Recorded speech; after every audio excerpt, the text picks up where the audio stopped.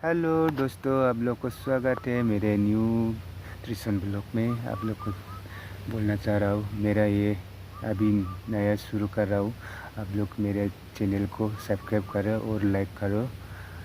अभी मैं खेत में आ गया था घूमने के लिए। अभी धान लगाने के लिए सीज़न था, अभी खेत लगाने के लिए। अभी बारिश नहीं दे रहा है।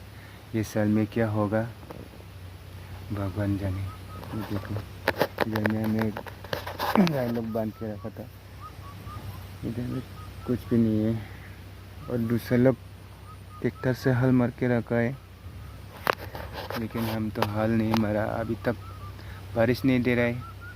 क्या क्या भरोसा है उन लोग के साथ। अभी बारिश देगा ना नहीं देगा, हल मारने से पैसे तो जाएगा, इसलिए अभी हल नहीं मारा। इतना सही मेरे वीडियो आप लोग अच्छा लगा तो लाइक सब्सक्राइब कर देना बाबा न्यूज़ चैनल को।